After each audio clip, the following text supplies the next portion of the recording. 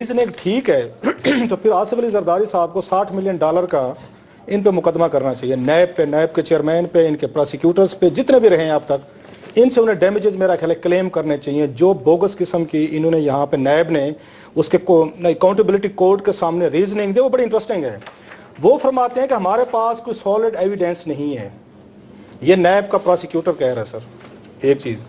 और दूसरे वो साथ में फरमाते हैं कि जनाब ये आपकी मर्जी है कि हमने कुछ आपको फोटो कापीज आपको दे दी हैं, आप अगर मुनासिब समझें तो आप इससे प्रोसीड कर लें, नहीं समझो तो आप इस केस को ख़त्म करना है तो कर लें।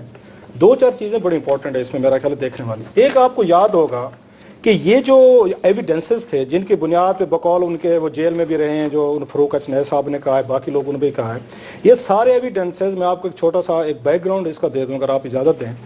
30 करोड़ रुपए नवाज शरीफ साहब ने अप्रूव किए थे सीक्रेट फंड के। ये आपको बड़ी मजे की एक मैं उसका स्टोरी बता रहा हूँ, और ये डिटेल जो है सुप्रीम कोर्ट ऑफ पाकिस्तान में पेश की हुई, मैं लिहाजा रिकॉर्ड पे ला रहा हूँ एक दफ़ा फिर इस पे।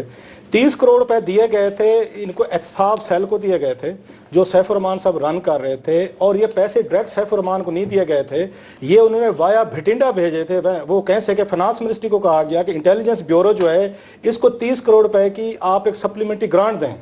वो सप्लीमेंट्री ग्रांट जब वहाँ इंटेलिजेंस ब्यूरो के पास पहुंची 30 करोड़ की, आज के नहीं थे वैसे भाई ये मैं आपको 97-98 की बात कर रहा हूँ, ये आज के 30 करोड़ नहीं है ये। जब वहाँ पे पहुंचे तो इंटेलिजेंस ब्यूरो को कहा गया कि ये पैसे जो है सैफुर रहमान साहब को भेज दें। जनाब सैफुर रहमान साहब को पैसे भेज दिए गए। रीजनिंग क्या दी गई वो बड़ी इंटरेस्टिंग है। उनको कहा गया कि जनाब के ये पैसे में 30 करोड़ रुपये इसलिए चाहिए कि हमने जेम्स बॉन्ड को हायर किया है 007, ये मजाक नहीं कर रहा मैं आपको सीरियस, बस शर्लॉक होम्स को हमने ले लिया है, हमने दुनिया भर के जसूस इकट्ठे कर लिए हैं, उन जसूसों के जरिए हमने डॉक्यूमेंट्स निकालने हैं। बेनजीर भुट्टो साहबा और आसिफ जरदारी साहब ने जो ऑफ शोर कंपनीज बनाई हैं, इन्होंने पैसे ट्रांसफर किए हैं, इन्होंने जहाँ पे अपनी वेल्थ जो है या इन्होंने साइफन ऑफ की है या मनी लॉन्ड्रिंग जो भी इसको नाम दे दें। सो 30 करोड़ रुपए सर बांटे गए, उसमें जो लंदन के कुछ उसमें वकील शामिल थे, उनको पेमेंट्स की गई, स्विट्जरलैंड में की गई, और कुछ लोगों को वैसे पेमेंट्स की गई ये कह के ये हमारे सोर्सेज हैं। मैं आपको थोड़ा बैकग्राउंड बता रहा हूँ कि कितनी इस केस पे मेहनत की गई। अच्छा था बुरा था, वो एविडेंसेस लेके जिसकी बुनियाद पे आसिफ अली जरदारी साहब के खिलाफ उन्होंने प्रोसीडिंग शुरू की, वो हो गई शुरू।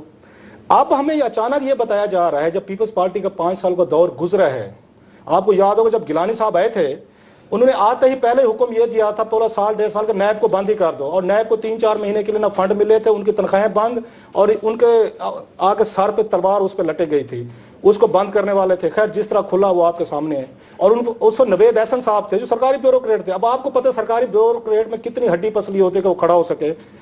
अब इंपॉर्टेंट चीज इसमें एक और आ रही है जो भूली जा रही है, आपको याद है वाजिद शमसुल हसन, आप शमसुल हसन साहब जो है वो जनीवा में तशरीफ ले गए, कागजों का वो पूरा डब्बा लेकर, वो असल जेम्स बॉन्ड बिल्कुल शर्लॉक होम्स स्टाइल, टोपी लगी हुई, सुगार लगाया हुआ, वो जैसे फिल्मों में आप देखते हैं। और दाद देने चाहिए जियो के रिपोर्टर जो थे मुर्तजा अली शाह साहब, वो किसी और कोने में कोई कैमरा लेके बैठे थे और मुर्तजा शाह ने वहां से बैठ के उसकी फिल्मिंग की।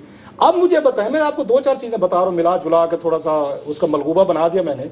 अब मुझे बताएं ये एविडेंसेस अब कहां से आते हैं? जब जनीवा तक में आपने ऑन कैमरा पकड़े गए, यहाँ पे बक्सेस आपके चोरी हो रहे हैं, यहाँ पे आपका नैब जो है वो कंप्रोमाइज हो चुका है। अगर ये सारी चीजें